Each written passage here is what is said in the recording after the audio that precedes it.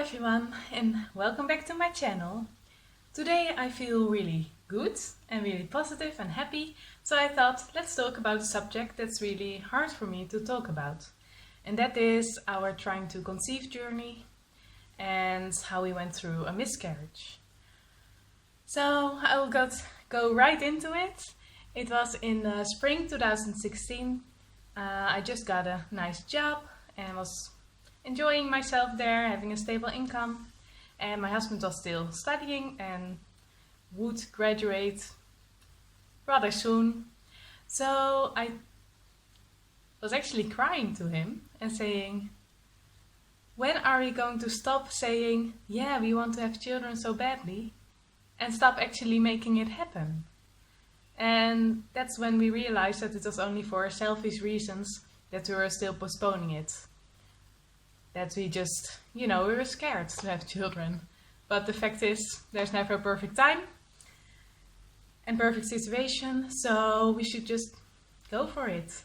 We decided to wait 1 more month to think about it, and then we should start trying. So that's what we did. And we tried to get pregnant for 3 months, and the 3rd month it happened. I was pregnant. Every month that we were trying, it was hard. It was, it was, okay, a lot of planned sex. And, every time I got a negative pregnancy test, we were so devastated. Or I got my period, I think. Yeah, I kept having very stable cycles of 28 days, so it was easy to time intercourse and to try to get pregnant. But every time that I would get my period again, I was so devastated. And it felt like an eternity. Like those 2 weeks that you have to wait between trying to conceive and then waiting to take a pregnancy test or to waiting and see if you get your period. Those 2 weeks, they take forever. And you're just... you're just so aware of every little thing that changes in your body, and you think, oh, is that a pregnancy sign? And you start Googling it, and I'm doing that every day. Yes. So, but we got pregnant the 3rd month, and we were so happy. I took all the photos of the pregnancy test, the positive result, with the dogs in the background, like, oh, the dogs are going to have a little human. I was thinking about this really nice pregnancy announcement.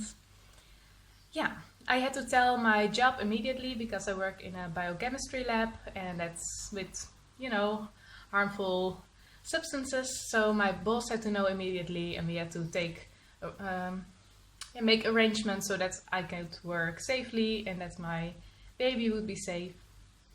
We went to the gynecologist when I was 6 weeks pregnant, and we saw the heartbeats, and we saw the little thing that was growing inside me, and we were wondering, is the boy or girl? And it was wonderful. And then I went for at 9 weeks, everybody at work started wondering what's going on with Hester, because I was so sick and going home really early and only eating bread with peanut butter. It was the only thing I could stomach. I was throwing up a lot and really, really so tired. I was so tired. Yeah, so with 9 weeks we told everybody that we were expecting. And then at 11 weeks we went in for another check at the gynecologist. And immediately when I saw the little baby in my belly on the screen, I saw that something was wrong. Because at 11 weeks, a baby should be wiggling around, moving its arms and legs, and it's really cute to see. I mean, we were looking forward to it so much. And I remember discussing with the gynecologist all colors of these pressure things for your legs, because I had fluid buildup in my legs. So we were discussing like modern pressure socks that could help me for that. And then she turned on the screen and looked at the baby, and she was silent and she kept looking. I remember being super uncomfortable in the chair, but I knew that was not the moment to bring that up. And she said, yeah, I'm so sorry, there's no heartbeat. I did not think I would get emotional, but I am.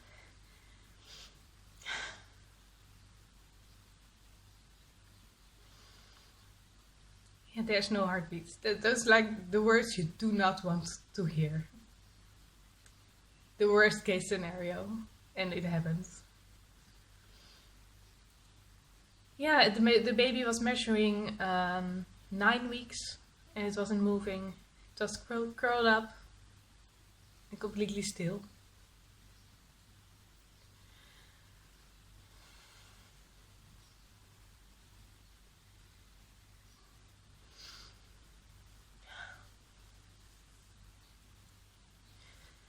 And we do not know how long it has been deceased, dead already. We had no idea. It could have been weeks already. So we discussed the options for us. I could take some pills to make it to end the pregnancy and start bleeding, or I could have a dilation and a DC. But they dilate you and then they take it out. So that's what I opted for, because with when you're already 11 weeks pregnant, to cramp it out, and there can be a lot of bleeding. It can be very painful. You're really in some kind of labor. So I opted for the DC, and we had that. Yeah. And then, because there is some people in my family have had thrombose, so blood clotting, and when you have this factor in your blood that is inheritable, when you have that, you have also a higher risk of miscarriage. So my gynecologist wanted to test for that, but to be able to test for it, your body must be free of all the influences of the pregnancy. So we had to wait for my body to go to a natural normal state again, and that took 3 months. And then she wanted to wait another month to really make sure that the levels were all 0, and that she was testing my thrombose risk as a normal person and not as a pregnant person. Because when you're pregnant, your risk increases automatically, so that's for everybody. So we tested that. We had to wait for the test results to come back. And luckily they were negative. I did not have the increased risk for thrombose, so I did not have to take any medication before getting pregnant again, because this condition is treatable. When they treat this, then your risk of miscarriage also decreases. So we waited for 4 months, and then we got a call from my gynecologist that we were allowed to start trying again. And during this time, and also during the trying again, we were very depressed. Both my husband and I were really depressed. We could not believe that this had happened to us. I mean, I'm young, I'm healthy, I'm super healthy, I eat well, I exercise daily. You know, you never think that it's gonna happen to you. I thought that it would only happen for women who are over 30, over 35. But no, it happened to me. So I was really mad at God that it happened to me, to us. I was very mad that we had to go through this trying to conceive again. Like, I've been at this stage, I've done this, I don't want to do it again. Because it's so stressful, and because of the 2-week wait every time, and the disappointment every month that you are not pregnant. So yeah, we tried to conceive again, and this time it was not fun. I mean, the first time it was fun. We were like, oh, we're trying for a baby, this is nice, this is such a nice prospect. But this time it was just like, okay, let's just get this over with, get pregnant again, so maybe we will feel better again. So during the day I was working to distract myself, just working so hard, just completely focusing only on my PhD project. And then in the evening, my husband and I were just watching TV, trying to forget our life, forget the pain. I was crying a lot in this time.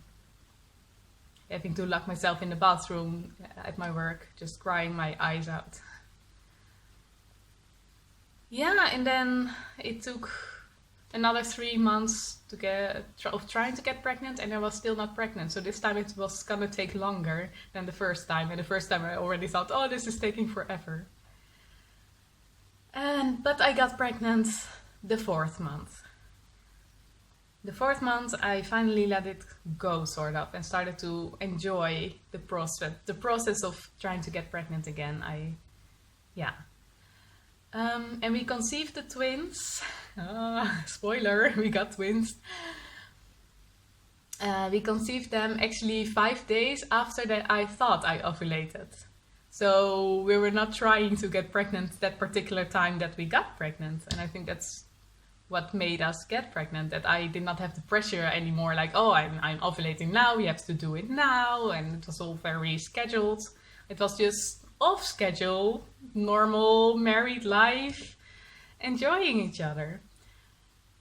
And I think also, oh yeah, now this second time trying to get pregnant, my cycle started to get very irregular because I was just emotionally in such a bad place and going all over the place with my emotions and just wanting to get pregnant again so badly that my whole cycle got off the rails. And I had cycles of 30 days, 32, thinking, oh, I'm pregnant, I'm late. Nope. Yeah, so irregular cycle, 2 eggs were released, 2 eggs were fertilized. I have twins now. We have twins now, and we are so happy. So for the second time that I was pregnant, my gynecologist was on holidays, and I actually liked that. We did not go in for an ultrasound in early pregnancy. I went for the first time at 10 weeks, and then she told, and I did not know what to expect. I expected the worst this time. I was so scared of having a miscarriage again. So we were just hoping for one heartbeat, hoping. But we were not getting our hopes up too high. And then she told us, I see 2! And we could not believe it. And from this point on, the whole pregnancy was so much different from the previous one that this was a very healing process. I could not compare anything anymore between the 2 pregnancies. And that was very nice. Like, it's something completely different, completely new situation. Everything will be different. And it was. We have 2 healthy babies now. So that's what I wanted to tell you today. Maybe I should also tell you what we will be doing differently next time when we want to have another baby. And that is to trust God way better. I mean, we've been married for a long time before we decided we wanted to have a baby. Well, we wanted to have a baby always. Way before we were married even. And I think that if we had not boycotted it to happen, that God would have blessed us with a baby in a way more nice and natural way earlier in our marriage. He would have blessed us right away, probably, with a baby. I mean, in early marriage, you're having a lot of sex, so it happens naturally. And I think if we would not have boycotted it,